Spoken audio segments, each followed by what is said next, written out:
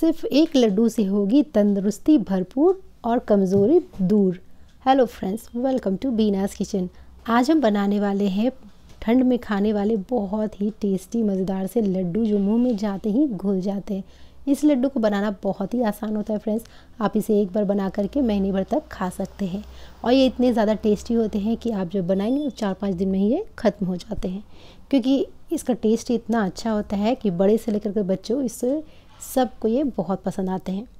तो इसे बनाने के लिए पहले यहाँ पे हमने 1 चम्मच घी को गर्म किया है। इसमें हमने ड्राई फ्रूट्स को इस तरह से रोस्ट कर लिया है। ड्राई फ्रूट्स को कभी भी लो फ्लेम पे रोस्ट करें ताकि ये बिल्कुल भी जले नहीं। जब ये हल्के भून जाएंगे तो इसमें हम किशमिश भी डाल लेते हैं। किशमिश हमने लास्ट में डालना है क्योंकि ये जल्दी ही पक जाते हैं। तो हमारे यहाँ ड्राई फ्रूट्स अच्छी तरह से भून चुके हैं। अब हम इसे एक प्लेट में निकाल करके रख लेते हैं। फ्रेंड्स, आप इसमें जो भी ड्राई फ्रूट्स का यूज़ करना चाहें कर सकते हैं। मैंने यहाँ काजू, बादाम और पिस्ता और किशमिश का यूज़ किया है। अगर आपके पास इसमें से कोई नहीं है तो आप इसे स्किप भी कर सकते हैं। अब यहाँ पे मैंने आधा कप लिया है फूल मखाना। मखाना हमारे हेल्थ के लिए बहुत ही अच्छा होता है, हमारे हड्डियों के लिए बहुत अच्छा होता है, कैल्शियम से भरपूर होता है। तो ठंड के दिन में मखाना खाना बहुत ही ज़्यादा हेल्दी माना गया है। और इस तरह से जब हम इसे घी में भूनते हैं तो ये बहुत ज़्यादा टेस्टी भी हो जाते हैं और काफ़ी क्रंची हो जाते हैं। तो चलिए, हमारे मखाने भी भून चुके हैं, इसे भी अब हम निकाल लेते हैं।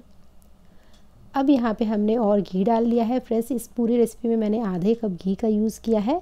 अब थोड़ा घी डाल करके हमने इसमें गोंद डाल दी है और थोड़ा थोड़ा गोंद हम इसमें फ्राई कर लेते हैं।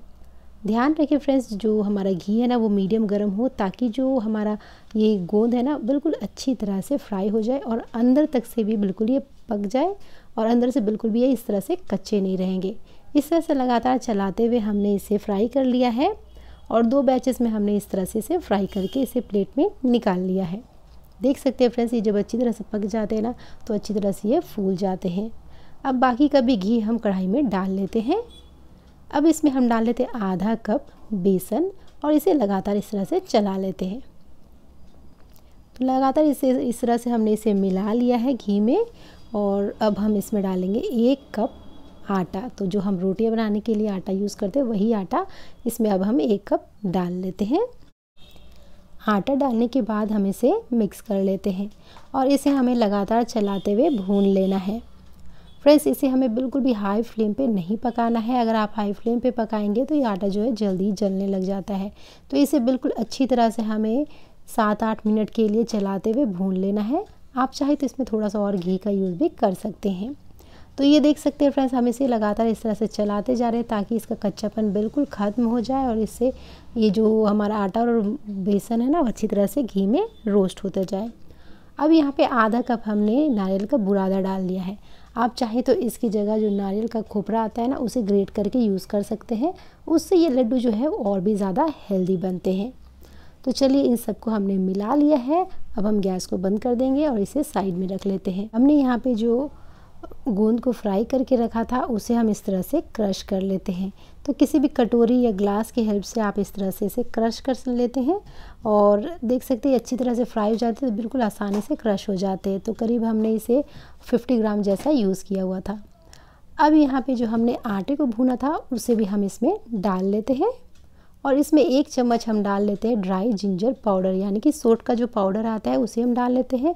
ये ठंड के सीज़न में ये बहुत ही ज़्यादा हमारे इम्यूनिटी के लिए अच्छा होता है। फ्राई किए हुए किशमिश को भी हमने मिश्रण में डाल लिया है और बाकी के जो ड्राई फ्रूट्स है उसे हम ब्लेंड कर लेते हैं। तो इसका फाइन सा हमें पाउडर तैयार कर लेना है। आप चाहे तो इसे थोड़ा दरदरा भी रख सकते हैं, पर जब आप फाइन पाउडर कर देते हैं तो छोटे बच्चे भी आसानी से इसे खा लेते हैं। तो ये देख सकते हैं, इस ड्राई फ्रूट्स का भी पाउडर हम इसमें डाल लेते हैं और इसे अच्छी तरह से मिक्स कर लेते हैं। फ्रेंड्स, हमने इतने सारे इंग्रेडिएंट्स जो इसमें डाले हैं ना बहुत ही ज़्यादा हेल्दी होते हैं और हमारे हेल्थ को बहुत ही ज़्यादा बेनिफिट देते हैं। तो अब हम इसमें गुड़ का चाशनी तैयार कर लेते हैं। इसके लिए हमने यहाँ पे 1 कप गुड़ लिया है। इसमें 2 चम्मच हम पानी डाल लेते हैं और इसे हम अच्छी तरह से मेल्ट कर लेते हैं। गुड़ थोड़ा छोटा छोटा अगर रहेगा तो जल्दी ही मेल्ट हो जाता है। तो हम इसे बीच बीच में चलाएंगे और ये देख सकते हैं फ्रेंड्स, थोड़ी देर में बिल्कुल अच्छी तरह से ये मेल्ट हो चुका है। और हमें इसी कोई भी चाशनी बिल्कुल तार वाली कोई भी नहीं बनानी है। इस तरह से बस गुड़ जब अच्छी तरह से मेल्ट हो जाए, अच्छी तरह से ये गर्म हो जाता है ना, बस इतना ही काफ़ी है। अब हमने इस चाशनी को डाल दिया है मिश्रण में, आटे वाले मिश्रण में, और अच्छी तरह से इसे मिक्स कर लेते हैं। अगर आपका गुड़ थोड़ा गंदा हो तो आप इसे छान करके भी डाल सकते हैं, पर ये बिल्कुल भी गंदा नहीं था, बिल्कुल भी कोई इम्प्योरिटीज़ नहीं थी, इसलिए मैंने इसे ऐसे ही डाल लिया है और इन सबको अच्छी तरह से मिला लिया है।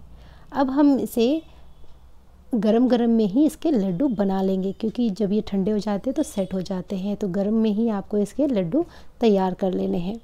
फ्रेंड्स, हमने जो इतने सारे इंग्रेडिएंट्स में यूज़ किए हैं ना, वो हमारे हेल्थ के लिए इतने बेनिफिशियल है कि जो ठंड के मौसम में जो टक टक कट कट की आवाज़ें आती हैं ना हड्डियों से, ये उसके लिए भी बहुत ही बेनिफिट करता है और हमारी हड्डियों को भी बहुत ही मजबूत करता है। घुटनों की दर्द में भी ये बहुत ज़्यादा हेल्पफुल होता है। ये देखिए, बहुत ज़्यादा हमारी हेल्थ को ये ठीक करता है।